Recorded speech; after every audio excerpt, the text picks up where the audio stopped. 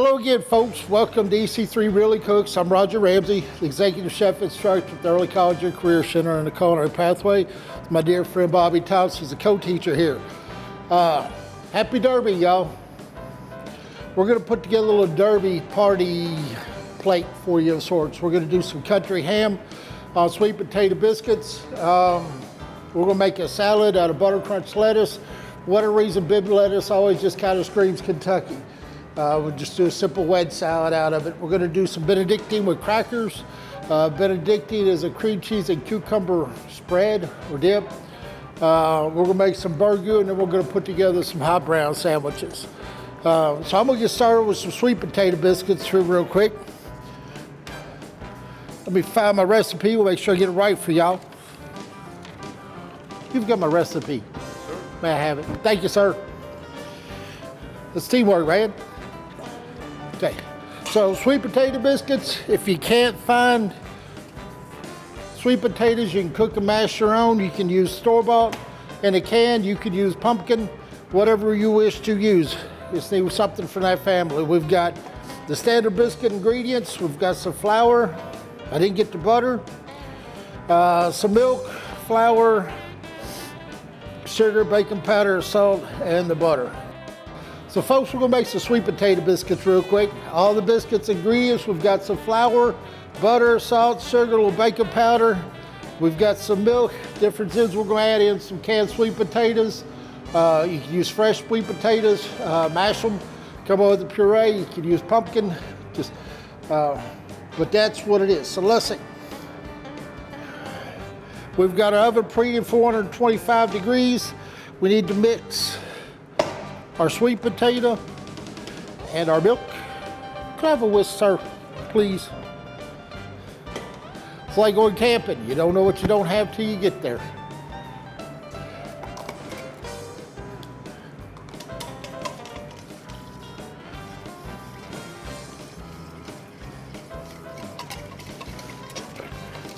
We'll set that aside for just a minute and grab another bowl.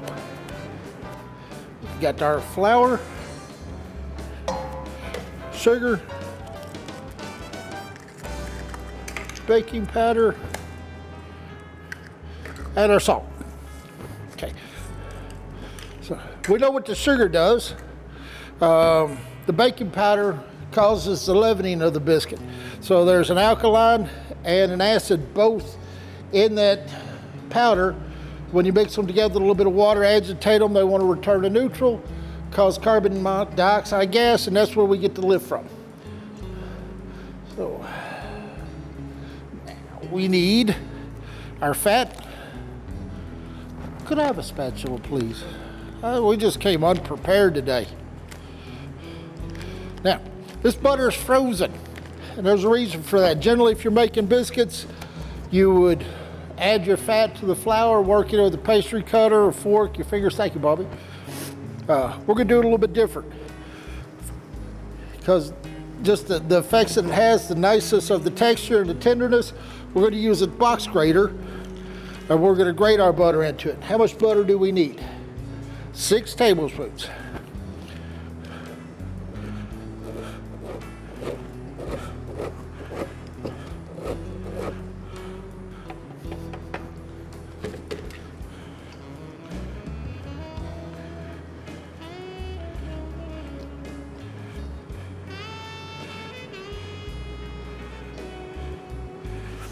So we have effectively cut our fat into the flour, and at this point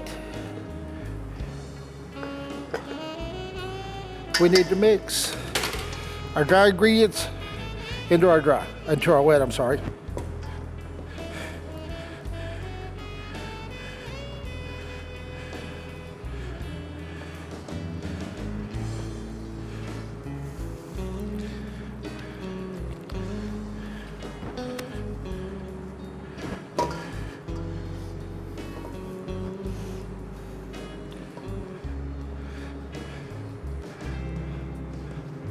Okay, I'm gonna take our biscuit dough and step aside. I'm gonna roll them out. We're gonna get them into the oven on parchment paper, 425 degrees, for what, about 12, 15 minutes. So I'm gonna get out of the way, let Mr. Bobby get on with what he's doing, and I'll be back shortly. All right, we're gonna do some basic knife cuts. Knife safety is very important here, not just here at EC3, but at your home. Make sure that you are being safe. We're gonna try to teach you a couple of the techniques that we use, and hopefully you can use those as home as well. We are going to first cut up what we call the Trinity. The Trinity is celery, bell pepper, and onions. And so the celery I've already cut lengthwise. Try to keep them all together. Now, we tell the students you have to use a claw. It's not like a claw that you're grabbing. What you're going to do is actually hold down whatever you're cutting with your fingernails, which then leaves out the knuckles on your middle finger, index finger, and ring finger. So we just keep those out in front. Now, when I am cutting and I'm about to dice this celery, the tip of my knife blade will probably never leave the cutting board itself. I will simply make a motion back and forth, and all we're going to do is try to cut these into small cubes, a diced cut. Always keeping my fingers out of the way.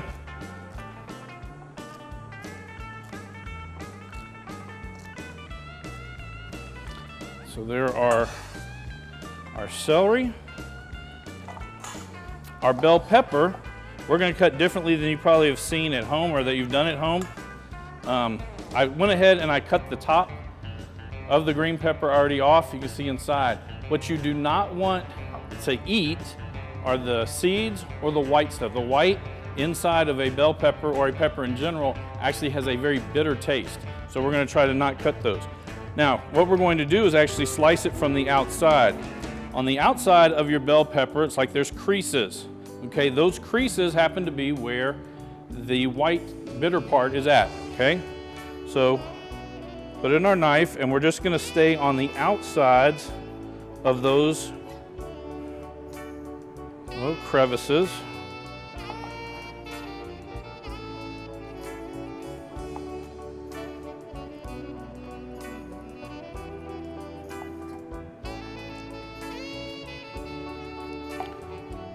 And this is what we end up with afterward, and that has all of the white stuff and all of the seeds and can be thrown away, and what we're left with is just our bell pepper.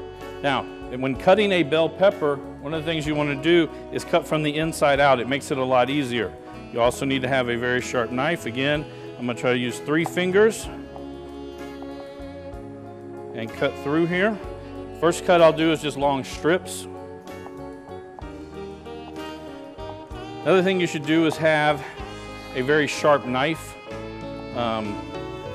We sharpen ours, or I sharpen mine at home daily to keep it. It makes the cuts cleaner. You're not tearing through the product. You're also, it goes a lot faster, and it keeps your fingers out of harm's way. I'll then turn them 90 degrees, and again I'm going to dice these.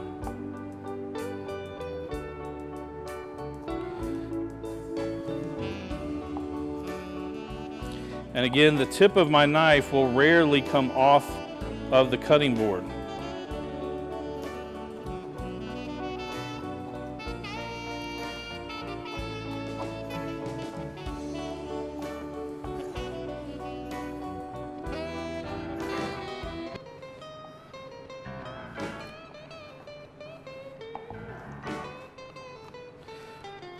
One thing you do want to do that's important when using knives and knife skills, knife cuts, you want to try to keep them all the same size. The reason that you want to keep them the same size cuts is so that everything cooks at the same rate.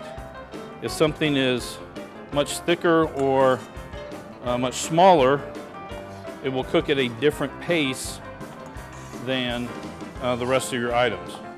So some might be overdone and some might be underdone. All right, we're actually going to skip the onion right now. We're going to do a tomato, and we're going to slice this horizontally. Instead of using a chef's knife, which I've used on the first two, I'm I'm actually going to use a bread knife. This is a serrated blade, and it goes through the tomatoes a lot easier. Now, you can slice this however you want to. The way that I do, I actually flip it upside down, and then I'm just going to go parallel to the cutting board to cut our slices. And the serrated knife blade actually helps cut through the outer skin of the tomato.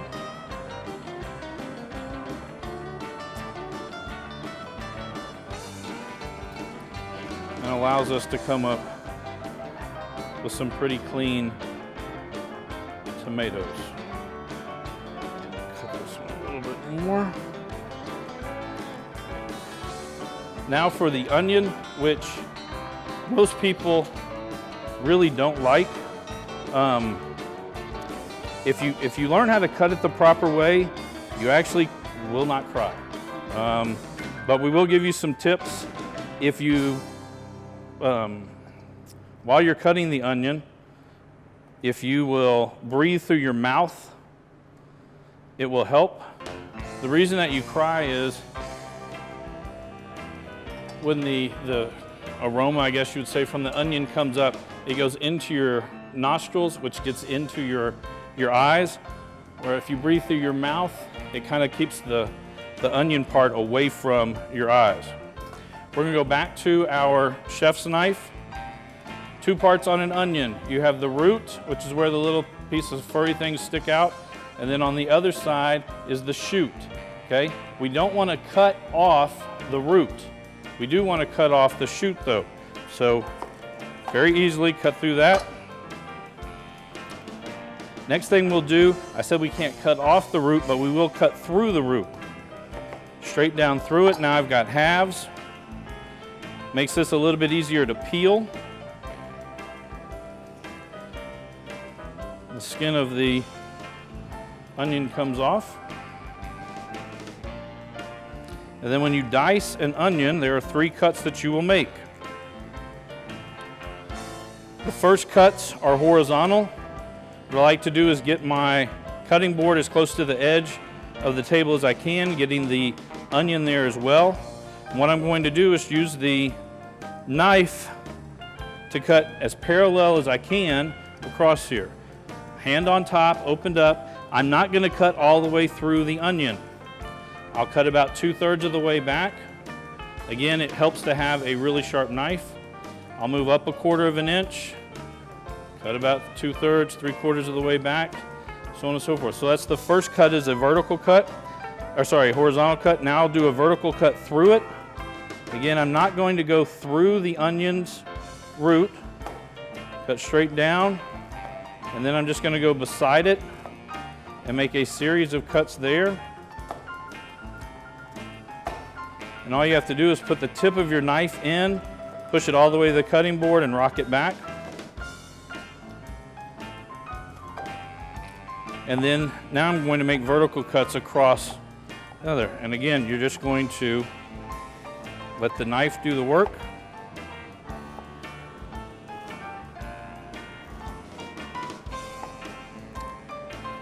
And in the Trinity, the measurements, we talked about, it was a celery, a bell pepper, and then onions.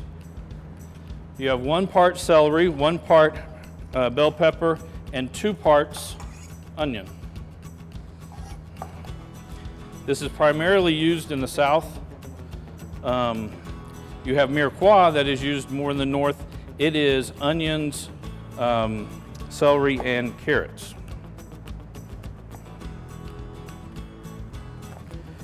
So again, just going to cut this up pretty quickly.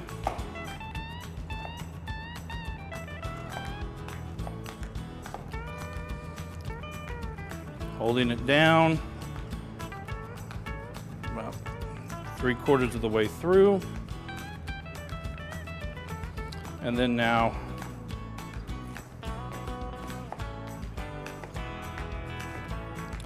and that is our knife cuts for today.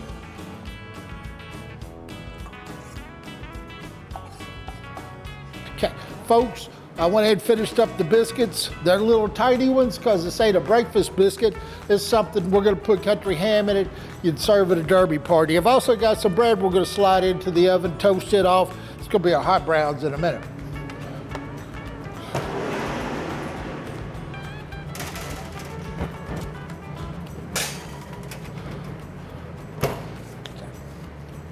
Now, the vegetables that Mr. Bobby cut up were to be used for a burgoo. I've got it in the back already simmering. We wanted to show you the vegetables. Burgoo is in Kentucky what a gumbo is down south, or what chowder is up New England. It's just, it's a soup that's unique to the Commonwealth. Originally, it was put together with game meats. I believe the recipe was supposed to have been something along the lines of squirrel, rabbit, and deer meat. We've had to go a little more commercial than that. Ours is some brisket and some pulled pork that we had from a barbecue and a little bit of chicken thigh. The meats are cooked off. The meats come out, then the Trinity goes into the pan. The meats go back in, a little bit of garlic, some tomato products, some stock, and it's finished off with some vegetables. Classically, it was done with lima beans and corn, which I dig lima beans and corn because that's a recipe for succotash. We didn't happen to have any in the house today, so we just used some bagged frozen vegetables for soup. But we'll get to it shortly. Let me check out our toast.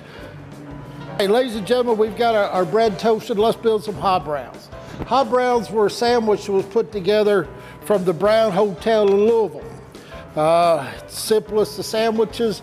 Ours is going to be nothing more than Texas toast. We've got some turkey that we smoked in-house. We're going to lay it across the bread.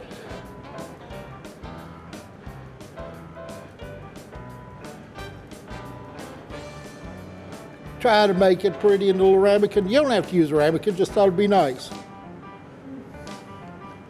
This is a Mornay sauce. Mornay sauce it starts out as a bechamel. It isn't even a full-fledged bechamel. Anyway, it's a roux made of flour and butter, and then it's milk put into the roux to thicken the milk. Salt and pepper is flavored a little Parmesan cheese. Classically, a Mornay would be Gruyere cheese. We had Parmesan in the house. And we're going to add a piece of bacon. Everything's better with bacon. Finish with a slice of tomato. Then you got to season that tomato because everything has to taste good. That's our hot brown. We're going to finish it off in a broiler. Once we get all these built, we'll set them back on the tray. Carry them off to the salamander, heat them through, put a little color on them, and that'll be our sandwich. Okay, folks, we've got our little sweet potato biscuits done. We've got some country ham. All we did was skillet with a little bit of butter, put some heat to it, had to have the grill hot afterward, threw it on just to finish the fat off. You don't want to dry out your country ham. It's salty to begin with. It'll dry out easy. So let's get that fat up out the way. Here's our little sweet potato biscuits. What we're going to do, pop them open. Bite a ham in each biscuit. Just that easy. Now, what we have here, a little bit of red eye gravy. Red eye gravy it's coffee. When you fry your country ham, it leaves a sediment in the bottom of the pan called fond, F-O-N-D. The coffee loosens that fond. Then I finish with it's a little heavy cream. And there you go. A tiny little Kentucky biscuit sandwich. So we're going to cut the ham. We're going to dress the rest of these. And what else we have? Well, some Benedictine coming up, don't we, Mr. Bobby? So,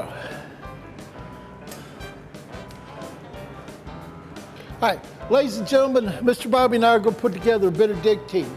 It's a cucumber spread or dip.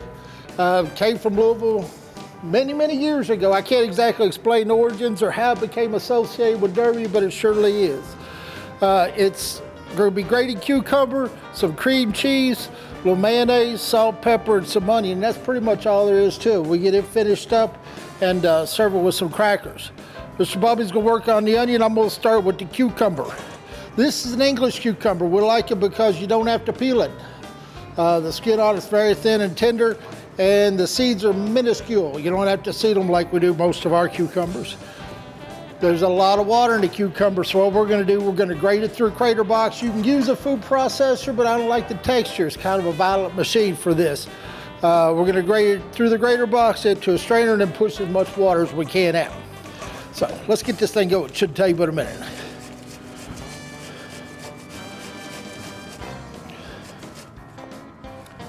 We're going to do a fine dice on this onion. Only going to need about half of it. Again, the first cut is horizontal. And in making it a fine dice, we've actually put the cuts a lot closer together. So after we do the horizontal cuts, we'll come back and we're going to do the vertical cuts. And now, yes sir, we will do the cross cuts. Yeah. Another method for getting the water out, if you happen to have some cheesecloth at home, wrap it up in cheesecloth, or maybe even a tea towel, and just squeeze the water out. Point is, we just don't need all that liquid.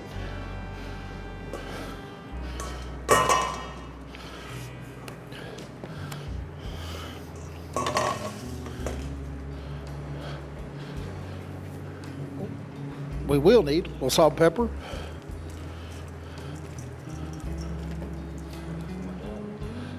Get rid of that.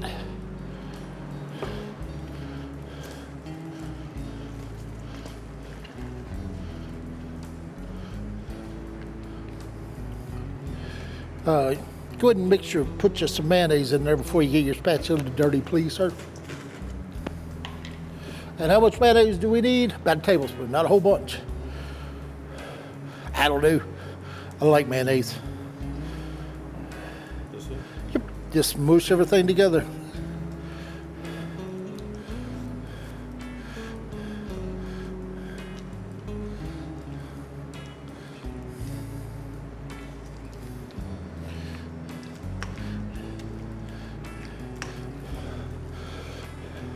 Now we're going to taste that, adjust the season as we need to, clean up our mess, and we'll bring back y'all's Taste of Kentucky in just a bit.